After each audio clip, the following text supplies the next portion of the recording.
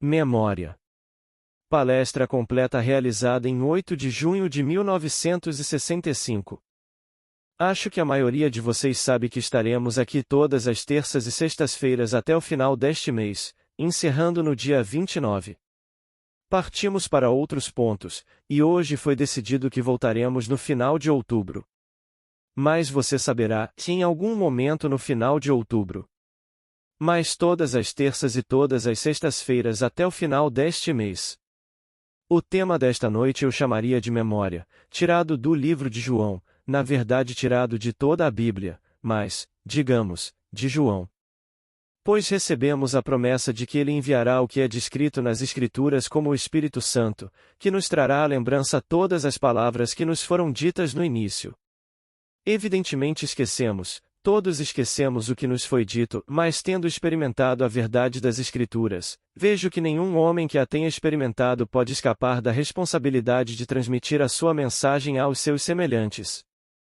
Então posso dizer que a história é verdadeira. Quantos de vocês viram a demonstração do satélite Earlybird? Eu não sei. Eu o vi. E todas as capitais do mundo ocidental estavam realmente juntas. Ouvimos isso em Londres, Paris, Washington. Eles estavam todos realmente juntos, como se tocassem em um show. Se você pudesse imaginar tal estado, elevado ao enésimo grau de perfeição, e você estaria tão perto do contador de histórias quanto a câmera está de seu rosto. Não importa onde você esteja no mundo, você estará tão próximo do contador de histórias quanto a câmera está diante de seu rosto. Então, na Bíblia o contador de histórias é Deus e ele conta uma história para todos nós. Agora, pense não apenas em termos dos 3 bilhões que existem agora, mas pense em termos de todas as gerações de homens, passadas, presentes e futuras, todas coexistindo no que eu chamaria de um novo tempo verbal, o tempo místico. Não apenas o passado, o presente ou o futuro, reúna-os todos no novo tempo, o tempo místico. E ele nos conta uma história. Ele nos conta o seu plano e o propósito por trás do plano e depois a promessa, a lei que nos sustentará enquanto viajamos. Depois, tendo nos contado tudo, ele nos diz: para que isso aconteça ele tem que morrer, ele tem que desaparecer. Estas são as palavras que ele usou no capítulo 14 do livro de João. Ele disse: Eu rogarei ao Pai e ele vos enviará outro Consolador, que estará convosco para sempre, sim, o Espírito da Verdade, a quem o mundo não pode recebe, porque não o vê nem o conhece, mas você o conhece, porque ele habita com você e estará em você.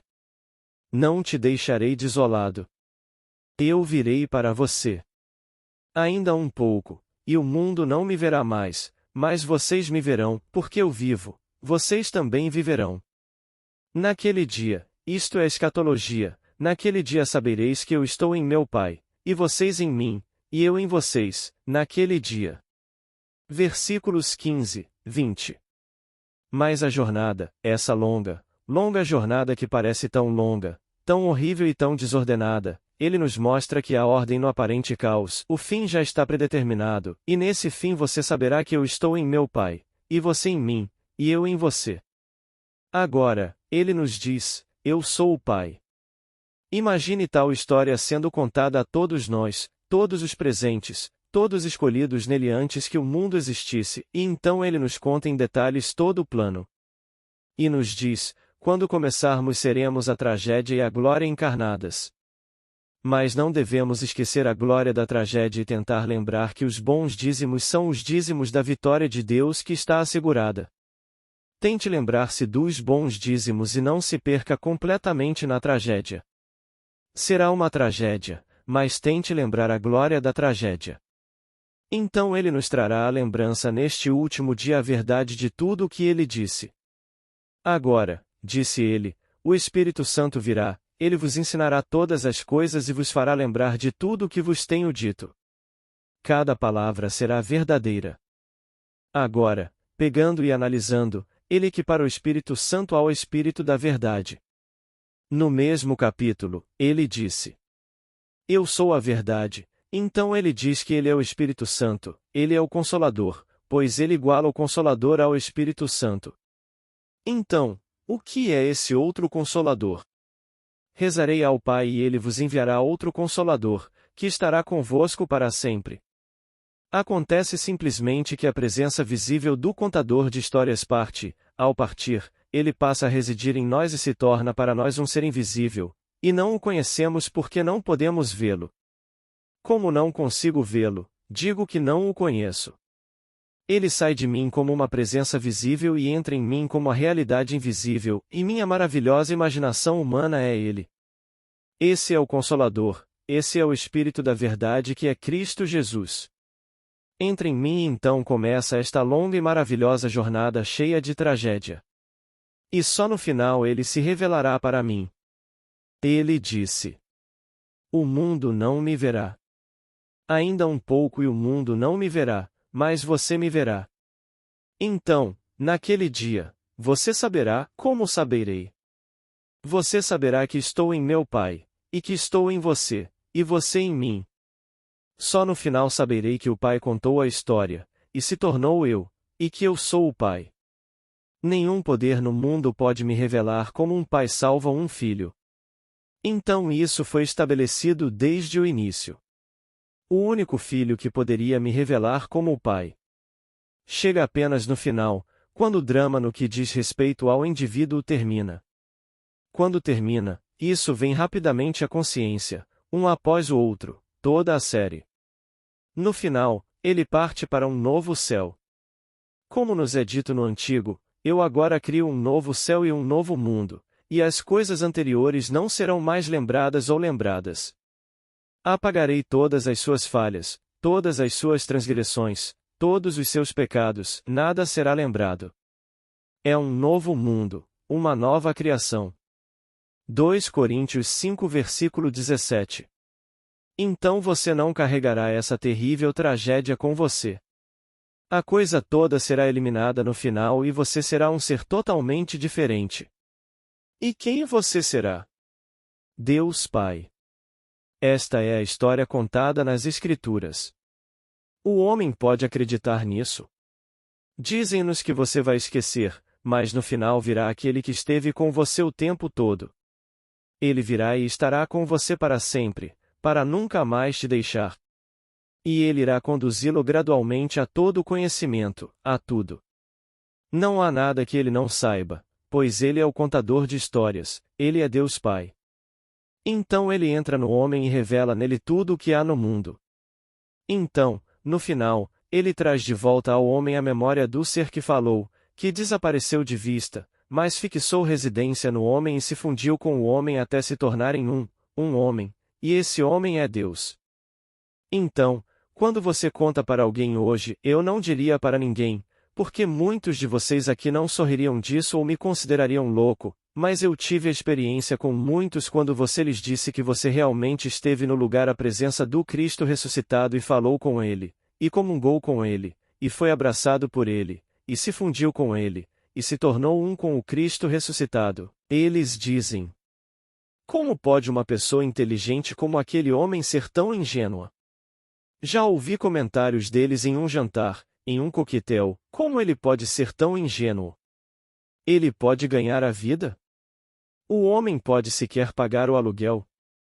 Que ele poderia realmente me dizer no ano de 1965, no século XX, que ele esteve na presença do Cristo ressuscitado e comungou? E realmente, é para eles um choque de choques que você pareça ser inteligente, você pareça ser uma pessoa simpática, mas não me peça neste século XX para acreditar nessa bobagem, nesse mito. Estou aqui diante de você para lhe dizer que cada palavra é verdadeira. Mas não se desenrola e a memória não volta até o fim. Disseram-lhe que você irá para o mundo e esquecerá completamente tudo o que eu lhe disse, e você se desviará, e fará ídolos, e adorará ídolos, e os chamará de causas do bem. Fortuna em seu mundo ou infortúnio em seu mundo. Você vai me esquecer completamente. Mas, ele lhe diz: Eu sou o Senhor, ao meu lado não há Deus, não conheço nenhum. Agora vou desaparecer, ficar invisível para você, não pode me ver porque estou em você. Não estou nem perto, pois proximidade implica separação, então eu nem estou perto, eu me torno você. Ao tornar-se homem, ele não pode estar perto do homem, ele é homem, e caminha no homem como a maravilhosa imaginação humana do próprio homem. Então, quando o homem faz a afirmação eu sou, esse é ele. Não existe outro Deus. Eles são maravilhosos, isso é Deus. Agora, o que mais ele nos disse no começo? Ele me disse que quando eu iniciar minha jornada, tudo o que eu ousar desejar, acreditando que o tenho, eu o terei. Marcos 11 versículo 24. Tudo o que eu desejar, acreditando que tenho, terei. Agora, coloque-o à prova. Ele lhe diz: venha me testar e veja, se eu não abrirei as janelas do céu e derramarei uma bênção tão grande que não há espaço na terra para recebê-la. Teste-me e veja. Você não percebe que eu estou em você? A menos, é claro, que você não passe no teste. Malaquias 3 versículo 10, 2 Coríntios 13 horas e 5 minutos. Bem, como eu faria esse teste esta noite? Em primeiro lugar, devo desejar. Tudo o que você deseja, acredite que você recebeu e você receberá. Então, começo com desejo. Devo querer alguma coisa. Bem, se eu tivesse, como veria o mundo? Eu o veria como via antes do desejo? Não, certamente não. Se eu desejasse estar em São Francisco esta noite, realmente desejasse estar lá, eu dormiria esta noite vendo São Francisco ao norte de mim, digamos, a 800 quilômetros. Como poderia eu, se desejasse e acreditasse que recebi o que desejei? Eu não dormiria como se dormisse em São Francisco? E se eu pensasse nisso, estaria ao meu redor e abaixo de mim. Se eu pensasse em Los Angeles, eu a veria ao sul de mim, a 800 quilômetros de distância. Isso é o que sou ensinado a fazer na Palavra de Deus. Quando eu souber o que quero, acredite que o recebi e o receberei. Mas não posso desejar algo e acreditar que o recebi e ainda pensar nisso da maneira como pensei quando desejei, pois agora o desejo está satisfeito, foi realizado. Então, se eu aplicar sob essa luz, eu o coloco à prova. Então, é isso que me disseram para fazer. Teste-me e veja se não abrirei as janelas do céu e derramarei uma bênção tão grande que não há espaço na terra para recebê-la. Mas, se alguém realmente deseja, ele pode fazê-lo. Li uma história na semana passada de um canadense, Lord Thompson, acho que era o nome dele. Ele deveria ser o mais rico do mundo. Ele próprio não conhece seus múltiplos milhões. Esta foi uma entrevista com um repórter muito inteligente, e vou lhe dizer, Lino Times. Ele não tinha dinheiro, era um menino muito pobre, começou atrás da bola 8, mas desejava com todo o coração o dinheiro. Ele queria dinheiro, dinheiro e ainda mais dinheiro. Ele está agora com 70 anos. E assim, ele não entrou em detalhes de como ganhou dinheiro, mas tem vários milhões, mais de 250 publicações, jornais em nossa terra aqui, no Canadá, na Inglaterra, na Europa, em todo o mundo, com suas revistas como bem. Ele disse ao repórter, ou o repórter disse a ele: agora você é um senhor, gosta de ser um nobre? Ele disse: eu adorei. Você gosta de ser muito, muito rico? Extremamente. Ele disse. Agora, ele disse: tenho grandes bênçãos neste mundo. Tenho 3 filhos, minha esposa tenho 2 filhas e um filho, e todos eles têm vários milhões. Cada um dos meus netos tem vários milhões. Mas vou lhe contar o que é de família. Minha neta estava na boate e ela ligou para a mãe, minha filha, e disse: passa na boate e me pega, porque não tenho transporte, meu carro está avariado. A mãe sugeriu à filha: bem, pegar um táxi, e ela respondeu: com todos os seus milhões isso custa muito caro. E isso divertiu o avô. Ele tem 70 anos e ainda quer ganhar mais milhões. Ele disse que ganhou mais entre 65 e 70 anos do que nos primeiros 65 anos. Mas ele ainda acha que tem, mais 10 anos, então espera ganhar mais nos próximos 10 anos do que ganhou entre os 65 e os 70 anos. Tudo bem, ele pode fazer isso se quiser. Posso lhe dizer que ele pode fazer isso se tiver esse tipo de fome. Você deve querer neste mundo. O desejo é a mola mestra da ação. Deus fala ao homem através da linguagem do desejo. Chegará o dia para cada criança nascida de mulher em que a fome não será de dinheiro, não será de fama. Ele tem sua fama, ele é Lord Thompson, homenageado em todo o mundo por aqueles que homenageiam pessoas ricas. Mas chegará o dia, quando não sei, em que Deus enviará sobre ele uma fome, uma fome. Não será fome de pão nem sede de água, mas de ouvir a palavra de Deus. Amós 8 versículo 11. Nada neste mundo pode satisfazer esse tipo de fome, a não ser uma experiência de Deus. Então, quando isso acontece com você, é um desejo, é uma fome, desejo é fome, quando chega, não há tentação neste mundo que possa desviá-lo nem que seja por um momento, não poderia. Quando você tem aquela fome de Deus que somente a experiência de Deus pode satisfazer, nenhuma isca neste mundo é tentadora, reconhecimento pelo mundo, fama, grande sabedoria, como o mundo chamaria. Não, pois no final, quando essa fome chegar, você estará destinado a despertar como Deus. Que homem poderia instruí-lo? Toda a sabedoria do mundo, como nos é dito em Coríntios, é como loucura aos olhos de Deus. Pois no final, nenhuma coisa que o homem sábio agora vê e acredita ser verdade será verdadeira, nenhuma só. O jornal desta manhã apresentou a nova teoria, eles mudam-na todos os anos, costumava dizer-se que a Terra e todo o nosso vasto mundo demoravam milhares de milhões de anos a crescer gradualmente e estão a retroceder.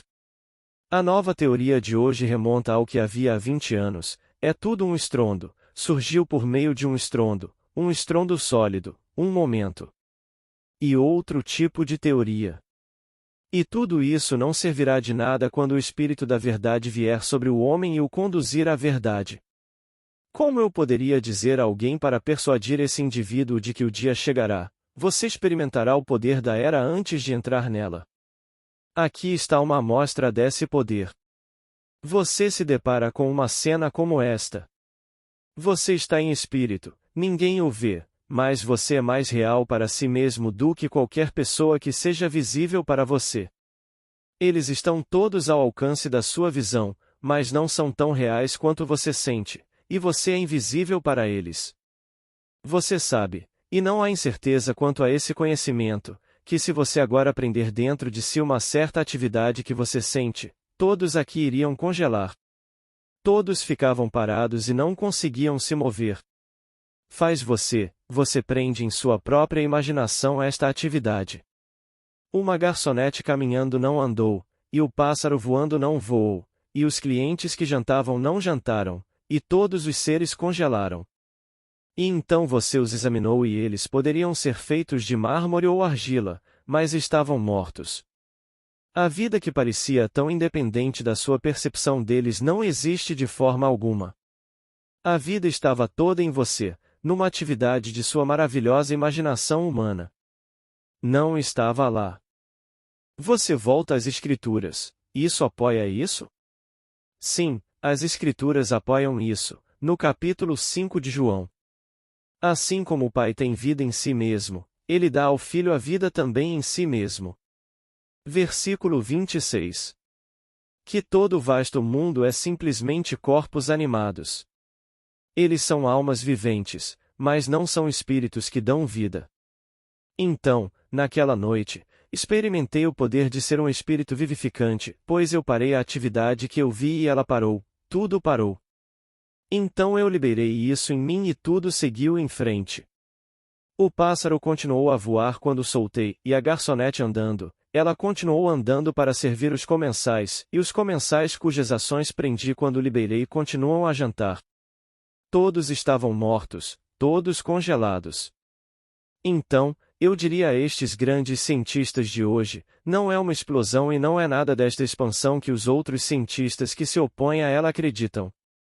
Volto àquele que citei anteriormente. Ouça a voz do bardo, que vê o presente, o passado e o futuro, cujos ouvidos ouviram a palavra sagrada que caminhou entre as árvores antigas. Aqui ele vê tudo como tudo parado, e foi isso que ele disse. A eternidade existe todas as coisas na eternidade, independentemente da criação, que foi um ato de misericórdia. Tudo no mundo existe, e a criação é um ato de misericórdia, que o homem não saiu dos pântanos como ensinam os evolucionistas. Os pássaros já não foram uma coisinha ondulante no pântano, sempre foi o pássaro construindo seu ninho. Sempre fez parte da estrutura eterna do universo. E então o contador de histórias decide por uma nova criação, algo totalmente diferente, e se fragmenta e fala consigo mesmo. E aqui encontramos o único Deus falando com múltiplos aspectos de si mesmo, chamado Elohim. O Elohim é uma palavra plural, ou seja, alguém falando consigo mesmo, tudo em comunhão consigo mesmo. E então este personificado desaparece. Mas agora está em todo o vasto aspecto do seu próprio ser e passa através do que o contador de histórias contou. Essa é a história eterna. E você sai no final. Quando você sair no final, tudo o que eu te disse no começo, disse ele, isso seria feito comigo. Você saberá, porque isso será feito com você, pois eu estou em você, portanto, isso foi feito a mim, pois eu sou a vida de vocês. Então, tudo o que eu contar na história que será feito comigo, como morrer e derramar meu sangue por todos, é feito com você porque estou em você. E assim, ele se torna homem para que o homem possa se tornar Deus. Então essa história maravilhosa nos foi contada no começo. E agora eu lhe disse ele, antes que aconteça, para que, quando acontecer, vocês possam acreditar. João 13 versículo 19. Então tudo foi contado, não há 2000 anos, tudo foi contado no início da jornada. Isso ainda está sendo contado, à medida que aspectos do seu ser infinito iniciam a jornada, e a jornada continua até o fim. Quando chega o fim, no verdadeiro sentido da palavra, todos são reunidos, um por um, num só homem, e esse homem é Deus. Então eu digo, estive na presença do Cristo ressuscitado, e é o homem. Ele é um amor infinito, posso te dizer. Não senti nenhuma outra emoção em sua presença, nada além de amor, amor infinito. A simples pergunta feita e a simples resposta dada provocaram um abraço, e ele me abraçou, e eu me fundi com o corpo do Cristo ressuscitado. Então eu te digo que é verdade, a história é verdadeira. Então deixe todo o vasto mundo rir disso. Eles não podem impedir isso. Eles não podem deixar isso de lado. Eles não podem impedir o desenrolar da ordem. Portanto, não importa quais ameaças tenhamos no mundo hoje, Deus e somente Deus está realmente controlando o destino do homem. O resultado é predeterminado, ninguém irá alterá-lo, e o resultado é despertar como Deus. Agora somos informados no Salmo 78. Abrirei a minha boca numa parábola e proferirei palavras obscuras da antiguidade. Versículo 2. Então o salmista repete toda a história de Israel, todas as maravilhas de Deus, a glória de Deus, o poder de Deus, tudo. É um salmo longo, 72 versículos. Quando chega quase ao fim, no versículo 65, é dito: E o Senhor despertou como que de um sono. Tudo aconteceu no grande sonho de Deus, e o Senhor acordou como se estivesse dormindo e então dispersou e derrotou todos os seus inimigos. Então ele escolheu Judá, escolheu Davi e então o trouxe dos rebanhos, e o salmo chega ao seu final glorioso. Ele escolheu Davi, esse é o filho que virá no final para revelar você como Deus Pai. E ele me disse, no Salmo 2: Tu és meu filho, hoje eu te gerei. Versículo 7. Estas palavras são ditas a Davi. Então, no final você perceberá quem realmente é Jesus Cristo. E ele nos diz: mas quem acreditará que ele é Deus Pai? Quando você me vê, você vê o Pai. Como então você pode dizer: mostre-nos o Pai? Filipe quer ver o Pai. Ele disse: estou com você há tanto tempo e você ainda não me conhece, Filipe? Quem me vê, vê o Pai. João 14, versículo 9. Então, como Davi apareceu na foto? Temos algum contato entre os dois? Eles não. Nos é dito, ou é feita a pergunta: o que você acha do Cristo? De quem ele é filho? Bem, eles poderiam ter dito José, poderiam ter dito Maria, poderiam ter dito outra coisa. Não, a resposta volta: o filho de Davi. Então ele faz a declaração. Por que então Davi, no Espírito, o chamou de Senhor? Se Davi o chama assim de Senhor, como pode ele ser filho de Davi? Mateus 22, versículo 42. A palavra Senhor é Adonai, significa meu pai. Sempre foi usado por um filho de seu pai, ele sempre se referia a seu pai como meu Senhor. Então aqui temos a confissão de que Davi o chamou de meu pai. Chegará o dia em que Davi o chamará de meu pai. Quando Davi chama você de meu pai, as Escrituras se cumprem. Você chega até o fim. Foi o Espírito Santo quem o conduziu por todas essas coisas e o conduziu a todo o conhecimento, a toda a sabedoria e depois trouxe à sua lembrança tudo o que Cristo Pai lhe disse antes de você iniciar a jornada. Então ele conseguiu seu propósito de se entregar a você. Pois esse é o propósito de Deus, entregar-se a você de tal maneira que não haja dois, mas um. Depois voltamos ao início da Bíblia, capítulo 2 de Gênesis. O homem deve deixar tudo e se apegar à sua esposa até que se tornem uma só carne. Versículo 24. Então somos considerados a emanação, esse ser fragmentado, essa é a emanação de Deus, e ele deve se apegar a você, sua emanação, que é realmente sua esposa, até que você se torne uma só carne, não duas. Portanto, esta é toda a história maravilhosa contada nas Escrituras. Então você lê. O teu Criador é o teu marido, o Senhor dos Exércitos é o seu nome. Isaías 54, versículo 5. Então, sentir que ele me amou tanto, esse ser fragmentado, me amou individualmente, amou você individualmente, você é tão único em seu amor que ele se apega a você, não há dois de vocês, apenas um, você é ele. Você se torna Deus, pois usa o nome do seu Criador e o nome dele é Eu Sou. E porque ele é seu marido e pai, deve haver um filho para dar testemunho dessa posição chamada pai. Então ele se dirige a ele como pai, afirma ser pai, e o único que pode revelar você como Deus Pai é Davi, de fama bíblica. Portanto, a história de Davi está tão esquecida que quando rabinos, sacerdotes e ministros falam sobre ela hoje, eles o veem como um ser que viveu 1000 anos antes de Cristo. Não, a sua missão é espiritual, não é nada histórico. Portanto, considere o Antigo Testamento como uma memória sagrada e o Novo como uma realidade sagrada, a mesma memória, mas agora trazida para uma realidade onde um homem, dentro de si mesmo, a experimenta, agora é realidade. Mas todo o Antigo Testamento é apenas memória, a história que nos foi contada antes de iniciarmos a viagem, é memória sagrada. E então, o homem segue a jornada. No final da jornada ele experimenta isso, agora se torna uma realidade sagrada. E esse é o Novo Testamento.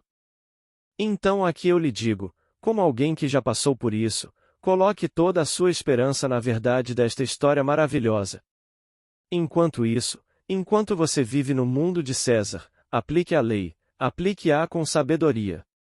Não deixe ninguém lhe dizer que você não deveria querer uma casa, um terno, um emprego melhor ou mais dinheiro. Tudo isso faz parte da peça. Mas você deve querer, e quando realmente quiser, descubra o que fazer para realmente consegui-lo. Você não bateu na cabeça de ninguém para conseguir isso, você não machucou ninguém. Você simplesmente assume que já é quem gostaria de ser. Supondo que você é o que gostaria de ser, Você dorme nessa suposição como se fosse verdade. Dormindo na suposição de que sou o homem que quero ser, reorganizo meu mundo e faço com que ele reflita essa mudança de atitude em mim. Pois um homem, através da mudança das suas atitudes internas em relação à vida, pode mudar os aspectos exteriores da sua vida, e fazê-los responder e conformar-se a esta mudança, se for uma mudança sustentada. Não me refiro a uma pequena mudança e, um segundo depois, voltar ao meu antigo eu. Quero dizer uma mudança radical que eu sustento. Se eu quiser ser diferente do que pareço ser, deixe-me saber o que realmente quero ser e anseio por isso, e então ouse assumir que sou isso. Bem, como vou saber se realmente consegui? Naquele exato momento que eu assumi isso, pense nos meus amigos, eles não me viriam se eu não fosse essa pessoa? Se eu fosse essa pessoa, eles não me viriam ou iriam me ver sob minha antiga luz? Se eles me virem como era antes, bem, então não mudei. Devo deixá-los me ver como me viriam se isso fosse verdade, e então adormeça apenas vendo os rostos dos seus amigos, todos vendo você como a pessoa transformada que você realmente é, e espere por isso. Ele entra em seu mundo. Você não pode pará-lo se for fiel à sua suposição. Nenhum homem no mundo pode pará-lo, outros não podem pará-lo. Tudo o que peço a alguém é que experimente, apenas experimente. E depois que você tentou isso e ficou com fome de outra coisa, experimente. E experimente com outros até aquele momento em que você chega ao fim da jornada e sua fome muda. Então você sente aquela fome por uma experiência de Deus que somente uma experiência de Deus pode satisfazer. Quando você tem isso, você está no final desta era e entra em uma era totalmente diferente, sem nenhuma relação com nada aqui. Está entre, bem, você poderia dizer, a borboleta e a lagarta, você não pensaria que um veio do outro. Portanto, o que está prestes a sair do homem, que é Deus em glória, está alojado nessas vestimentas encarnadas e limitadas de carne e sangue. Pois quando for lançado, você estará sintonizado com um mundo totalmente diferente. E no final, você e eu saberemos que realmente somos um, que estou em meu Pai, e meu Pai e eu somos um, e eu estou em você, e você está em mim. No final, todos foram trazidos de volta, mas ampliados além do sonho mais louco. Esse foi o motivo da história. Então ele deixa o mundo tal como está e amanhã recomeça o cenário para uma aventura ainda maior. E assim, não é de uma vez por todas que saímos como Deus. Não, ele é um Deus criativo. Ele conceberá um sonho ainda mais fantástico e depois contará a história para si mesmo novamente. Não repita isso, uma nova história. Ele é um criador. E então ele irá além do que era quando concebeu a nova peça. Então Tennyson poderia dizer em seu poema: seja paciente, o dramaturgo nos mostrará em algum quinto ato o que esse drama selvagem significa. Bem, aqui está isso em 4 atos, ele nos mostrará em um quinto ato. Portanto, não tenha medo, porque você está saindo de todo esse sonho vasto e horrível como Jesus Cristo, onde tudo está sujeito ao seu poder imaginativo, apenas para descobrir que você está desejando mais uma vez transcender esse estado, por mais glorioso que seja. E você conceberá uma peça ainda mais maravilhosa e a contará, e todos estaremos presentes, porque somos nós quem a conta e quem a ouve, apenas um Deus. É por isso que é chamado o maior de todos os mandamentos. Ouve, ó Israel! O Senhor nosso Deus é o único Senhor. Deuteronômio 6 versículo 4. Não se esqueça disso. Coloque tudo nesse grande mandamento. Só existe um Deus. Eu sou o Senhor, disse ele, o Senhor teu Deus, e além de mim não há Deus. Eu não conheço nenhum. Então, quando você levar isso para o seu sonho esta noite, se você deseja algo diferente do que tem aqui, assuma. Suponha que você é a senhora, que você é o cavalheiro que deseja ser, não me importa o que seja. A promessa está completamente aberta, totalmente aberta.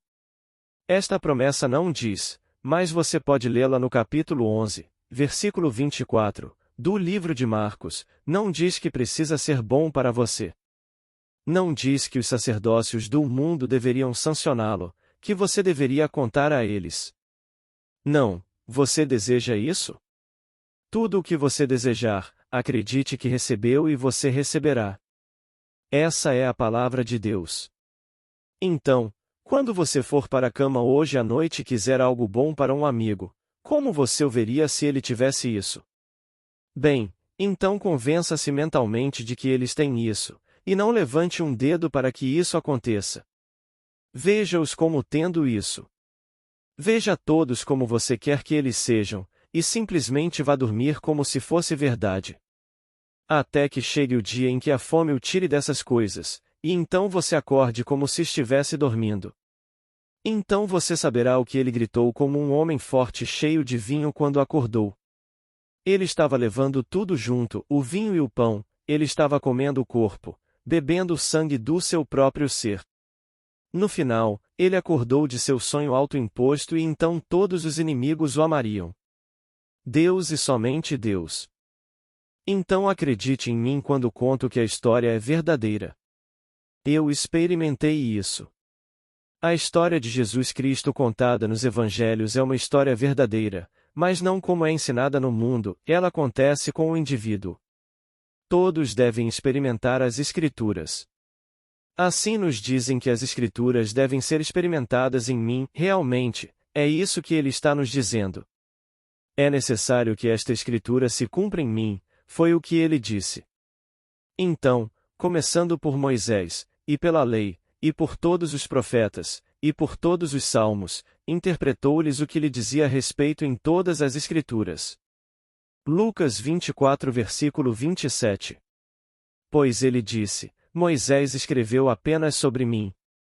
No volume do livro é tudo sobre mim, a Salmo 40 versículo 7. Portanto, todo o vasto livro trata do homem, e toda a Escritura deve ser vivenciada pelo indivíduo. Quando é experimentado por ele, ele cumpre e torna reais todas as maravilhosas promessas de Deus. Aquilo que era apenas uma memória sagrada, que ele esqueceu entretanto, ele sofria de amnésia, então a memória retornou, porque o Espírito Santo trará de volta à sua lembrança todas estas coisas que eu disse. Você sabe o que significa a palavra tumba em grego? O lugar da lembrança. Isso é o que significa. É um cenotáfio, o lugar da lembrança, a palavra tumba. E então, ele foi colocado em uma tumba. Agora, onde fica o túmulo? No Gólgota, é onde ele foi crucificado, e Gólgota significa caveira. Então, seu maravilhoso crânio é onde ele está enterrado e é para lá que a lembrança retorna. Todas as coisas voltam para aquele túmulo, que é chamado o lugar ou o sinal da lembrança. Aos poucos todas as coisas vêm aqui. Assim, Blake poderia dizer com confiança: tudo o que você vê, embora pareça exterior, está dentro, em sua imaginação, própria e maravilhosa humana, da qual este mundo de mortalidade é apenas uma sombra. Então você realmente saberá que tudo está em você, e eu habito neles, eles habitam em mim e nós somos um. E você dirá que, naquele momento, eu sou este, pois tudo estará em você. Agora, vamos entrar no silêncio.